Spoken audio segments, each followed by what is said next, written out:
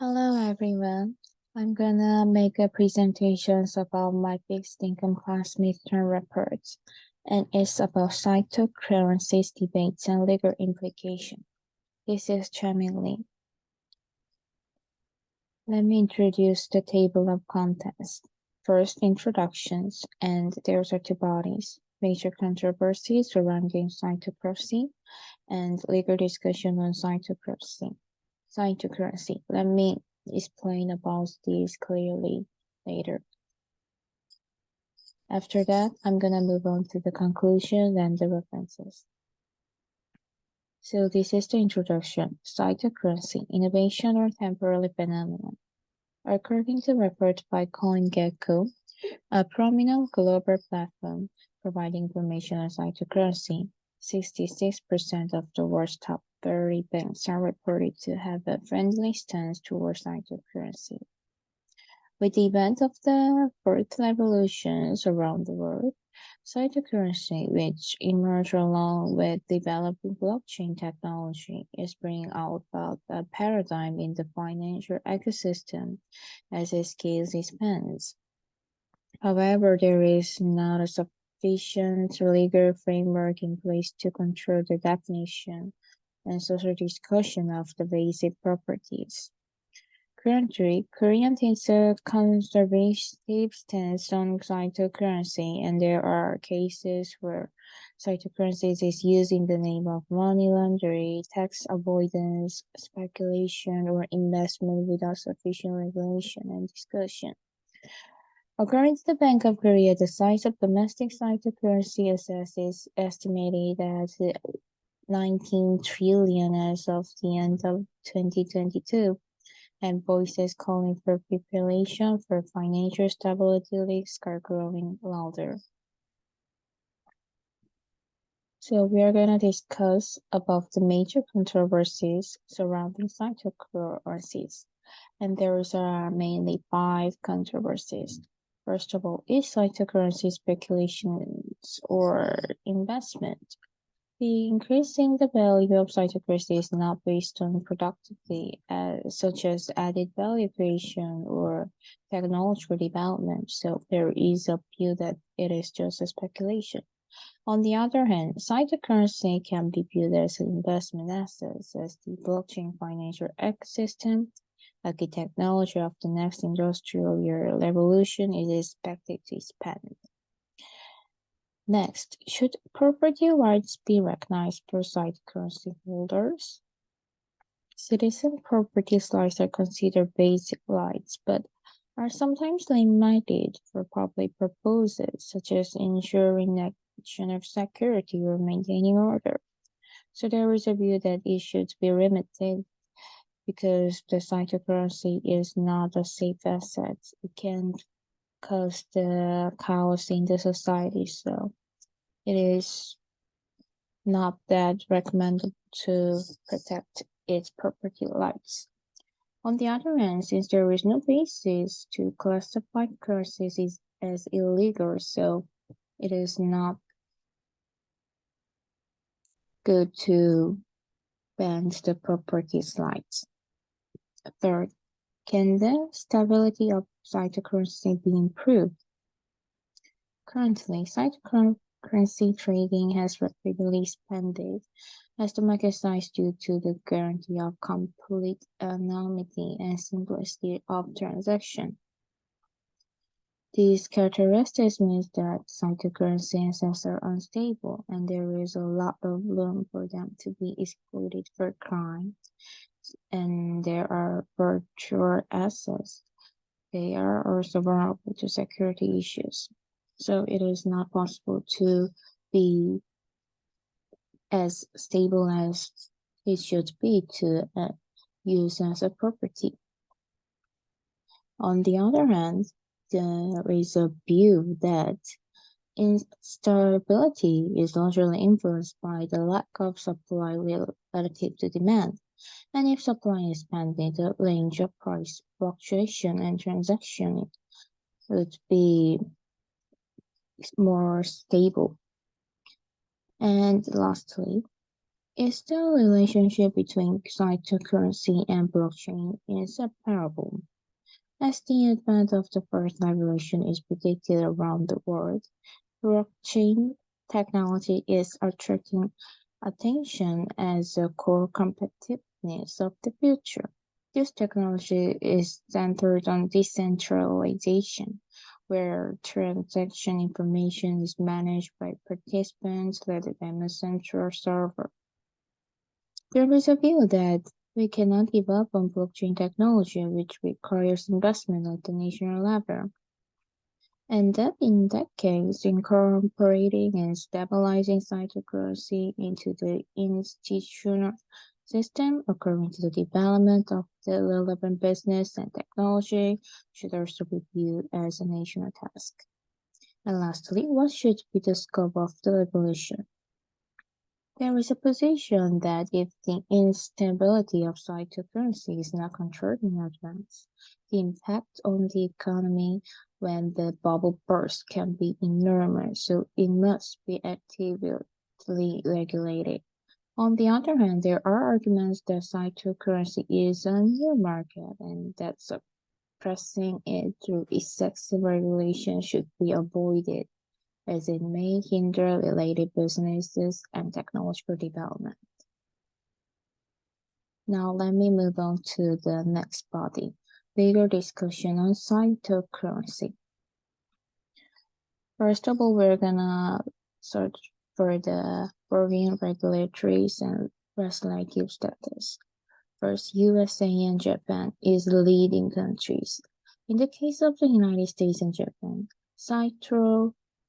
cryptocurrency assets has been introduced as the forefront of the market and are leading the way in establishing a foundation by first experiencing trial and error due to related social discussions and insufficient laws. In the case of the United States, the money laundering case of Silk Road Bitcoin reseller in 2013, and in Japan, the bankruptcy case due to the hacking of mountain goats. In the same year started the social discussion about cryptocurrency, and they made the legal foundations for the Bitcoin and cryptocurrencies. So these are the leading countries. On the other hand, Europe is a neutral stance. In 2016, the European Parliament announced the recommendation to adopt the principle of non-interference in blockchain.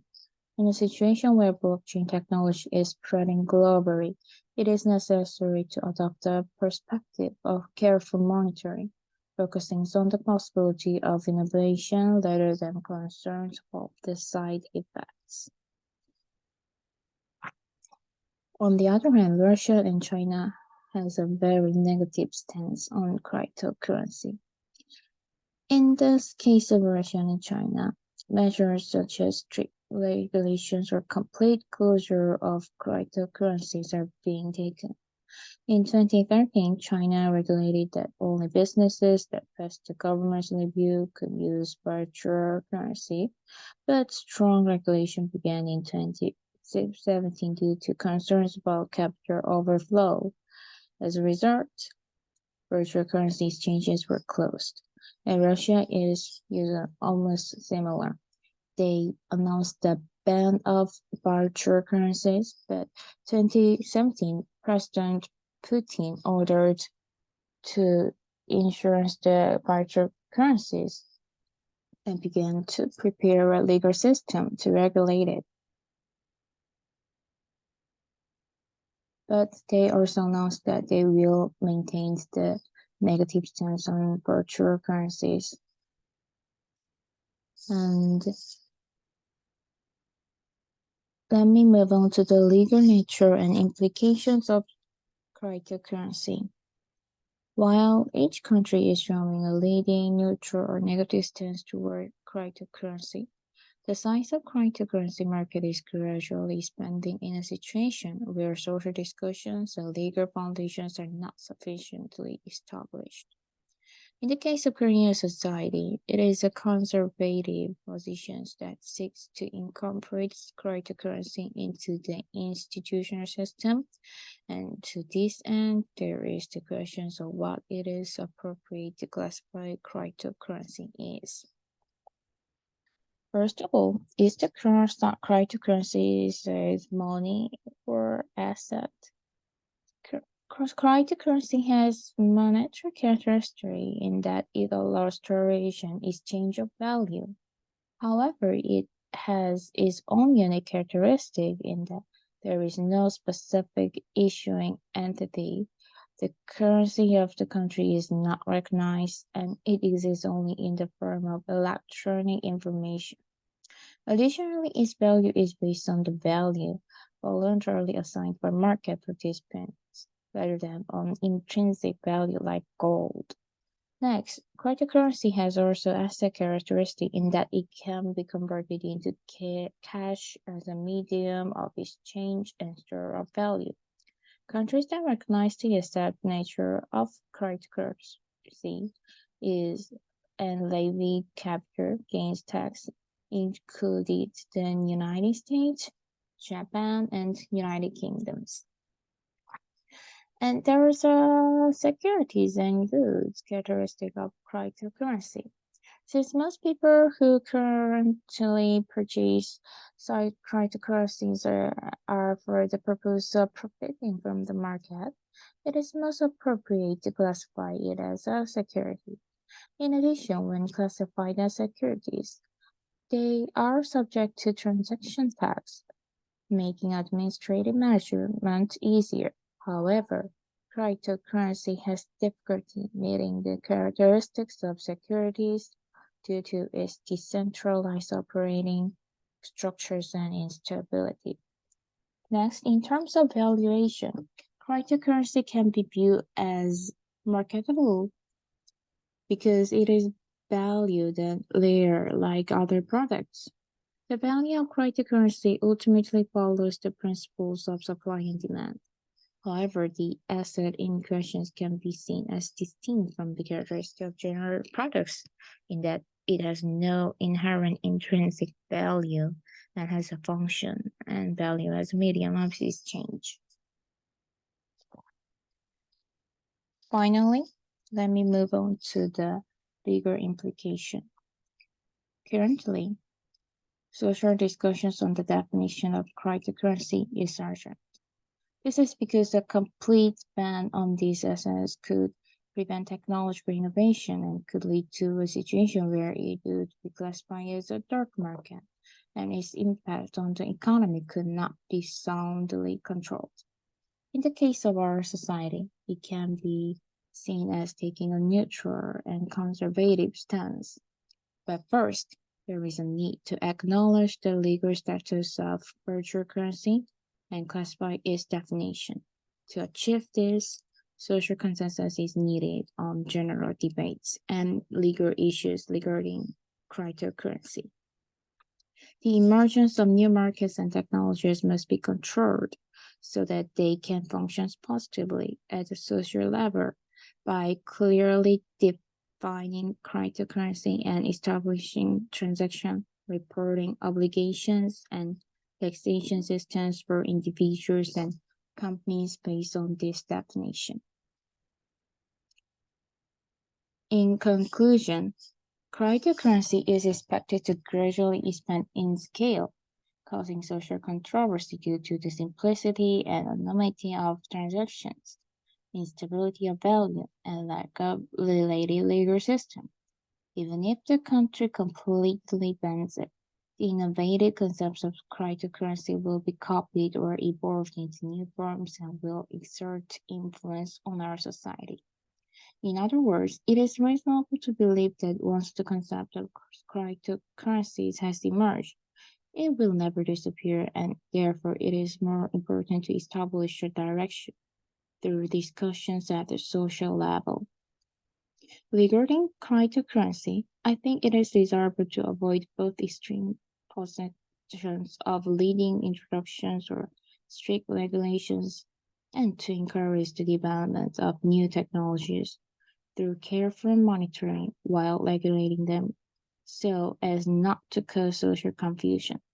As a result, it can be said that the government's desirable attitude toward new markets and technologies is to reduce social side effects and expand the infrastructure to enable related research and projects to develop.